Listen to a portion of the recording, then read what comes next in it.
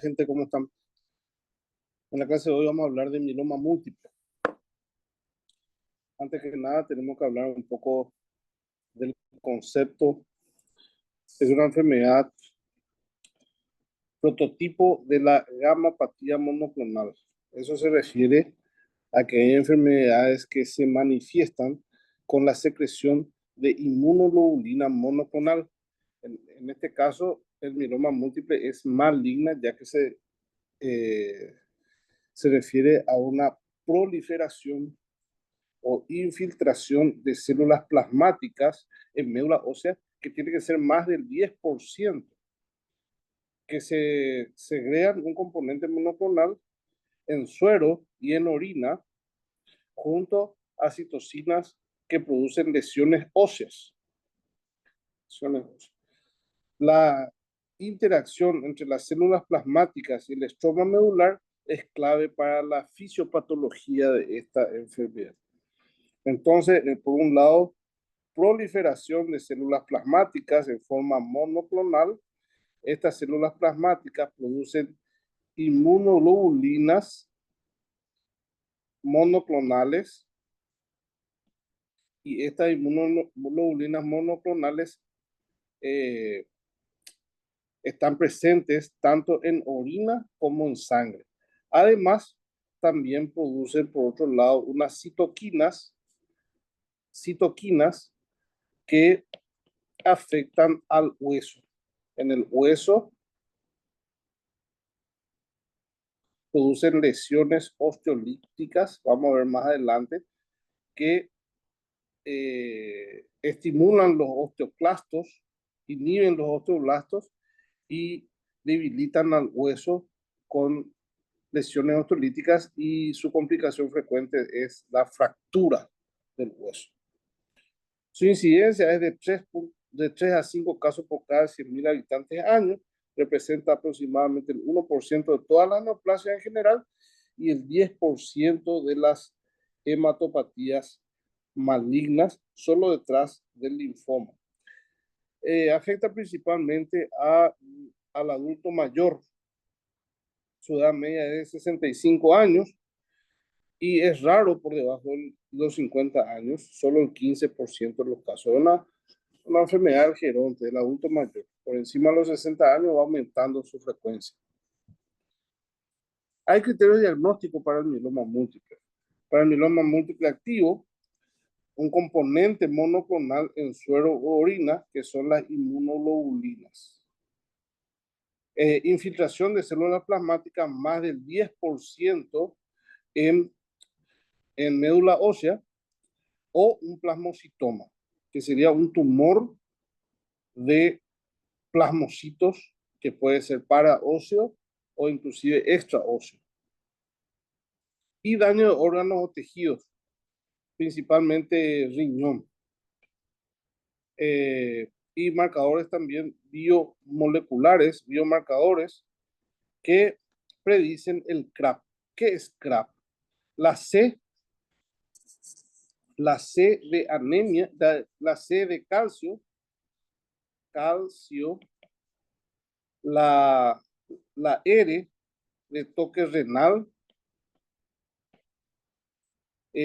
la A de anemia y la B de lesiones óseas, bone lesions.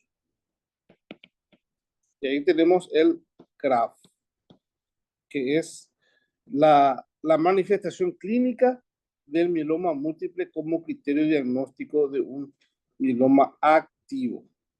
En el caso de un mieloma quiescente significa que está quieto, que está asintomático, lógicamente no va a tener CRAF en este caso, ¿verdad? CRAF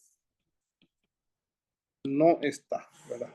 Va a tener sí un componente monoclonal, va a tener sí una infiltración de células plasmáticas, más del 10%, pero ausencia de daño orgánico, o sea, no va a tener calcio elevado, que traduce la lesión del hueso, no va a tener toque renal, no va a tener anemia, no va a tener lesiones óseas. Bueno, los estudios iniciales para encarar un paciente con mieloma múltiple. El aspirado de médula ósea, el proteinograma en sangre, la inmunofijación sérica en sangre y orina, la dosificación de inmunoglobulinas, porque puede ser inmunoglobulina, el más frecuente es la inmunoglobulina G, puede ser la inmunoglobulina A, puede ser la M, son en orden de frecuencia, D y E son muy raros. Proteinuria de 24 horas de Bence-Jones, cadenas ligeras libres. Estas cadenas ligeras pueden ser kappa o pueden ser lambda. Kappa lambda. Y es importante la relación entre kappa lambda. Una tomografía computarizada PET scan o resonancia magnética para evaluar las lesiones óseas y la creatinina en sangre, porque estos pacientes con mieloma frecuentemente tienen toque renal, insuficiencia renal. Otros datos como el calcio, la beta-2 microglobulina, la LDH, el FISH, que es un estudio citogenético, el hemograma, por supuesto, ante toda enfermedad hematológica, la prueba de función hepática, troponina T y ProBNP para evaluación en el contexto cardíaco. La LDH y la beta-2 microglobulina están en relación con la carga tumoral de células plasmáticas. Cuanto más elevados están estos dos marcadores químicos, esto se relaciona más con la mayor carga tumoral de células plasmáticas. Ojo, no es diagnóstico. No porque esto va a estar elevado ya significa que sea mieloma. Tiene importancia, una vez que esté diagnosticado ya con mieloma, ahí tiene importancia para saber una idea de la carga tumoral. Opcional le dice biopsia médula ósea y en el seguimiento se hace también el hemograma, el proteinograma, el calcio, la creatinina, cadenas ligeras, suero y los laboratorios que hemos hecho al inicio. Los hallazgos clínicos en el mieloma. Las manifestaciones clínicas son principalmente dolores óseos que están en relación con el toque óseo, las lesiones óseas, la anemia, hasta un 30% de los casos, pérdida de peso, infecciones ya que son inmunodeprimidos, hepatomegalia, esplenomegalia son muy raros y enfermedad extramedular, paramedular o extramedular inclusive, principalmente infiltración de tejido o plasmocitomas. En el laboratorio, la anemia con hemoglobina menos de 9, las plaquetas, cuando una afección más importante, las plaquetas también puede estar afectada a menos de 100.000, la afección del riñón más de 2 de creatinina, el calcio elevado más de 12 y el tipo inmunológico. Decíamos que la IgG es el más frecuente de los casos, en un 55% seguido de la IgA y por último la IgM. Bueno, los diagnósticos diferenciales de mieloma múltiple. En general, el mieloma múltiple no ofrece tantas dudas cuando se piensa en él y se pide bien, se hace bien la historia clínica, el examen físico y los laboratorios para el diagnóstico. No ofrece tantas dudas, ya que la mayoría de los pacientes presentan síntomas y alteraciones analíticas propias de la enfermedad, incluyendo la siguiente triada clásica, que es un componente monoclonal sérico y urinario, llámese, y la IgG es la más frecuente, puede ser la puede ser IgA, la segunda en frecuencia. La infiltración de células plasmáticas, eso se ve por la punción de médula ósea, puede ser tanto aspirado como biopsia. Y las lesiones osteolíticas, eso se ve por las imágenes. Ya se puede ver desde ya en las radiografías pero mejor en la tomografía o en el TEP scan. TEP scan, TEP-TC. Bueno, otros diagnósticos diferenciales es la gamapatía de significado incierto. Esto se refiere a la presencia de inmunoglobulinas monoclonales, IgG, IgM, IgA, lo que sea, pero en médula ósea, cuando se busca un mieloma, esto no llega todavía a 10% de células plasmáticas de infiltración, pero sí ya tiene un componente sérico presente. El mieloma múltiple quiescente, ese ya hablamos, quiescente significa que está quieto, que está asintomático. Tiene los criterios de mieloma múltiple sin osteólisis, sin anemia, sin calcio elevado, sin insuficiencia renal, ni plasmocitomas. Tampoco biomarcadores de ultra alto riesgo de transformación a mieloma activo, ¿no? Básicamente es el mieloma múltiple, pero sin CRAF. Sin CRAF. O sea, sin calcio elevado, sin toque renal, sin anemia y sin lesiones óseas. La amiloidosis es otro diagnóstico diferencial. Este tiene menos de 20% de células plasmáticas, escaso componente sérico, monoclonal, ausencia de osteólisis, manifestaciones clínicas propias de la amiloidosis. Y por último, otro diagnóstico diferencial importante a considerar es la metástasis de cáncer, metástasis de otras neoplasias como cáncer. Ya nos tocó diagnosticar metástasis de cáncer de mama, de cáncer de próstata, de cáncer de colon, que producen las lesiones osteolíticas en las imágenes, dolores, o sea, a veces fracturas patológicas, pero al hacer la punción de médula ósea no se encuentran células plasmáticas, sino son las células de las metástasis. Existen entonces lesiones osteolíticas y síntomas constitucionales también, pero con menos de 10% de células plasmáticas, no tienen componente monoclonal sérico. El diagnóstico más probable es de un carcinoma metastásico con una coincidencia de gamapatía monoclonal de significado incierto. Hay formas especiales de mieloma, como por ejemplo la leucemia de células plasmáticas. Nosotros ya vimos lo que es leucemia.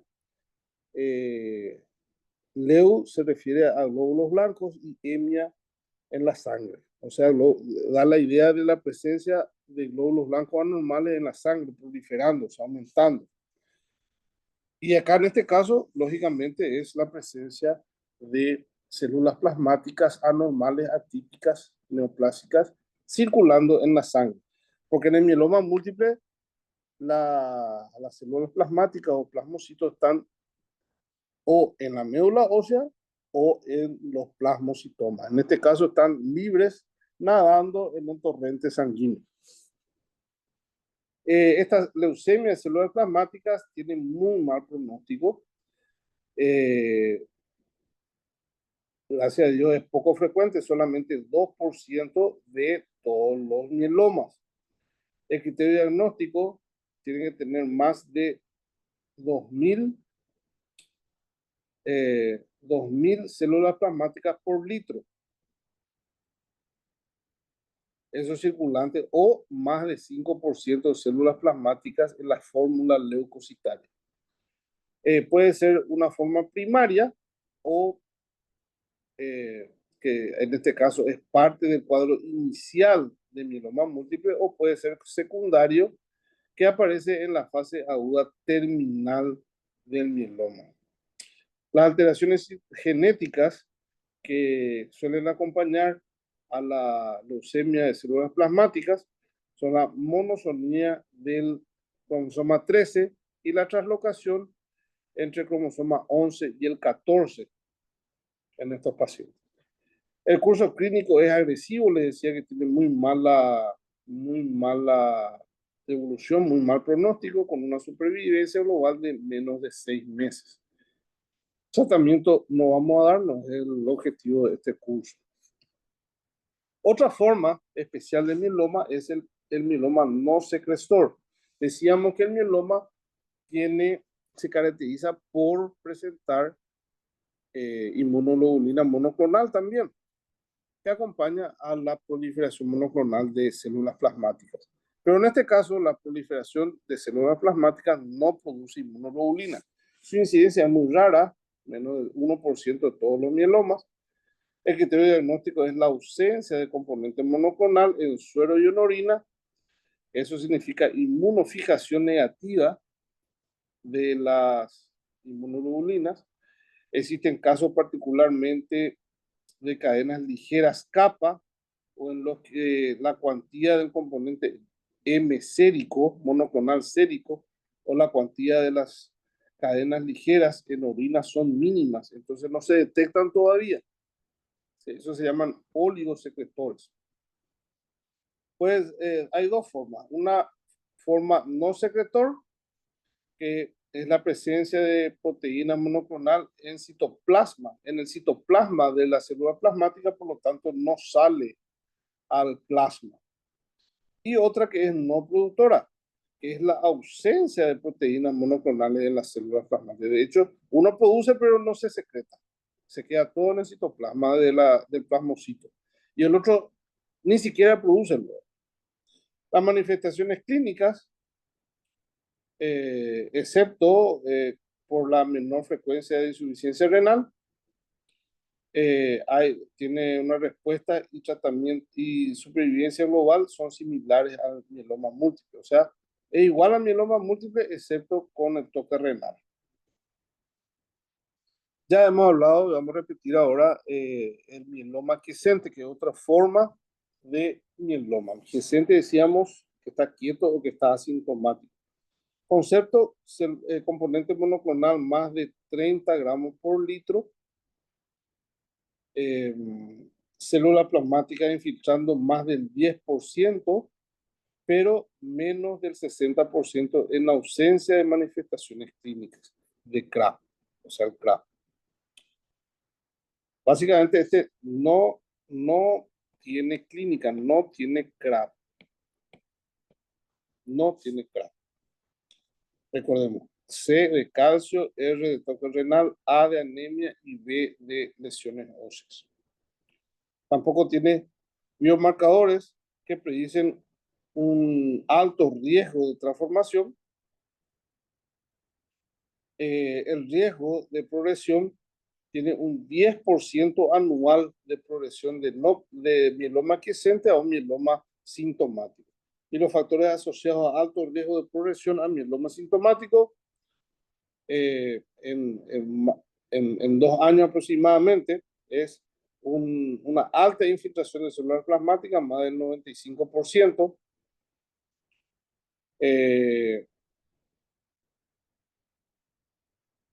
Una proteinuria también de Best-Jones también elevada. El PET scan que esté muy positivo.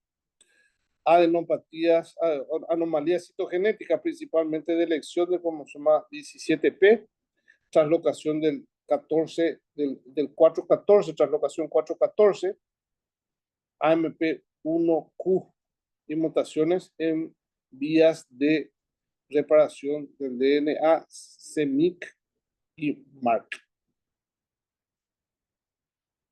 Y también, por supuesto, si es que hay células plasmáticas circulantes. Otra forma especial de mieloma múltiple son los plasmocitomas localizados. Tiene una frecuencia del 5%. El concepto es la proliferación de plasmocitos originada en médula ósea o en tejidos blandos de localización única. Es un tumor de células plasmáticas, con ausencia de infiltración plasmocelular en médula ósea y pequeño componente M, o sea, monoclonal de inmunoglobulinas. La localización puede ser, por un lado, plasmocitoma óseo o plasmocitoma extramedular.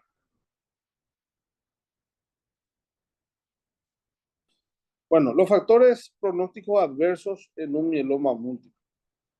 En general, la edad del enfermo, cuanto mayor edad, peor pronóstico. El estado general, el ECOG, el ECOG mide el estado general del paciente, va de 0 a 4. 0, 0 es buen pronóstico, buen estado general. 1 es un estado general levemente comprometido. 2 ya es un estado general más comprometido, pero que es autosuficiente todavía al paciente. 3 ya es un estado general del paciente muy comprometido y que ya no se puede valer por sí mismo. Más de la mitad del tiempo del día está encamado. Y justamente 3 es nuestro COG de mal pronóstico. Y el último estadio 4 es cuando está muy afectado, ya está totalmente encamado, ya premortem prácticamente. Entonces, a partir del 3 en adelante, mal pronóstico para nuestro mieloma múltiple. Las características del clon tumoral, la citogenética del FISH, si es que tiene delección de cromosoma 17, translocación 414, translocación 1416, delección del 1P o ganancia del 1Q, son marcadores de mal pronóstico. También cariotipo complejo o hipodiploidía. Células plasmáticas circulantes, lo que nos acerca a la leucemia de células plasmáticas, también da mal pronóstico. Y actividad del tumor, como una beta 2 microglobulina aumentada más de 5.5, una albúmina menos de 3, una creatinina que nos traduce el toque renal más de 2 y una LDH elevada, todos de mal pronóstico. La forma de clasificar este mieloma, según el Score Pronóstico Internacional, ISS, en un estadio 1, estadio 2 y estadio 3. Esto básicamente tiene en cuenta solamente la beta 2 microglobulina y la albúmina. Estadio 1 es cuando tiene todo bajo, beta 2 microglobulina menos de 3.5 y la albúmina normal más de 3.5. El estadio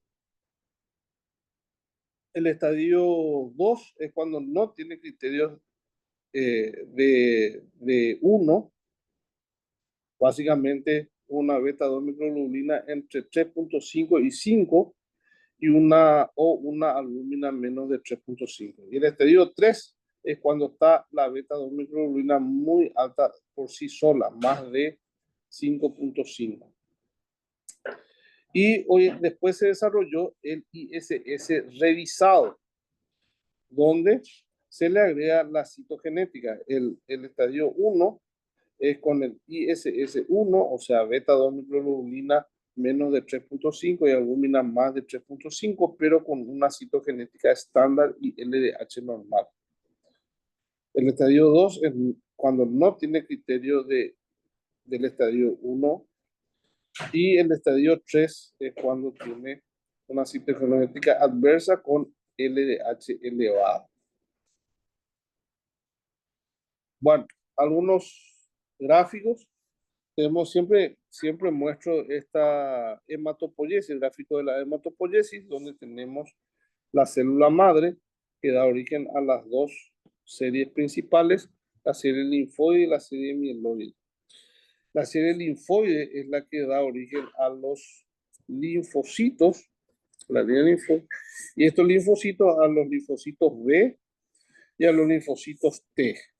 Estos linfocitos B son los que van a dar origen a las células plasmáticas y la mutación de esa célula plasmática es la que va a dar nuestro mieloma múltiple. Esta es la que va a empezar a proliferar en forma monoclonal para producir inmunoglobulinas también en forma monoclonal. Esto es lo que le quería mostrar. La proliferación normal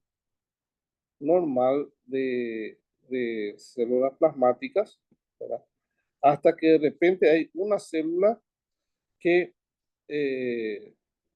entra en apoptosis y va a una célula muerta. Ese mecanismo el que está alterado.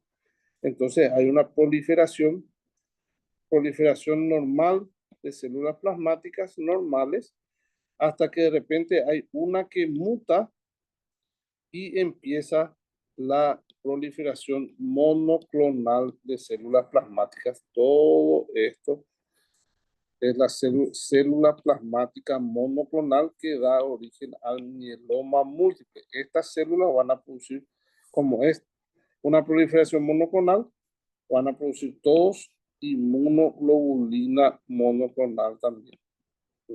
Ya sea IgG, kappa. Bueno, y esto es lo que pasa dentro del hueso.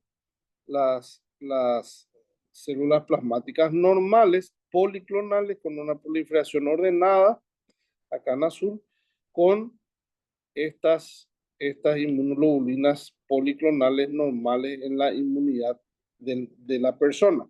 Pero acá abajo, las células plasmáticas anormales con proliferación monoclonal va a producir todas estas inmunoglobulinas anormales también, que van a acaparar toda la proliferación en médula ósea y la presencia de proteínas en plasma.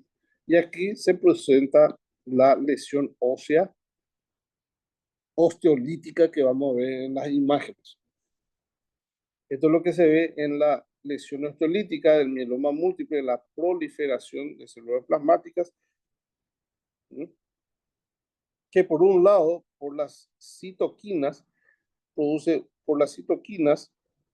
una inhibición de osteoblastos y por otro lado produce la, la activación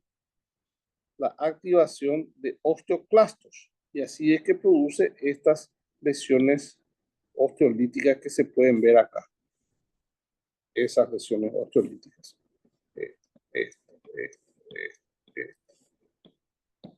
Esa es la fisiopatología de las lesiones osteolíticas en el mieloma múltiple.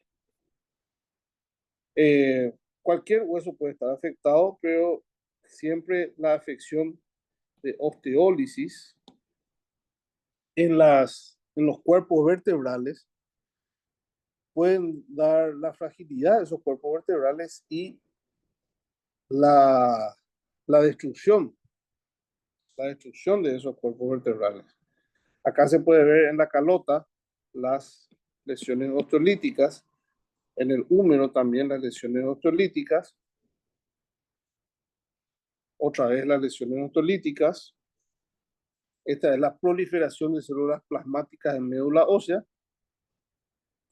Un poco los síntomas: el daño óseo, la insuficiencia renal, la anemia, la fatiga, el dolor óseo y el compromiso del sistema inmune. Otra vez las lesiones osteolíticas se pueden ver aquí. Esto es una incidencia de calota lateral y esto es un hueso largo. Todas estas lesiones osteolíticas le llaman ensacabocado. Esto es un TEP scan donde brilla, se usa un contraste metabólicamente activo y brilla la lesión que está acá, se puede ver perfectamente en el TEP scan. Bueno, muchas gracias por su atención, espero que les sea útil.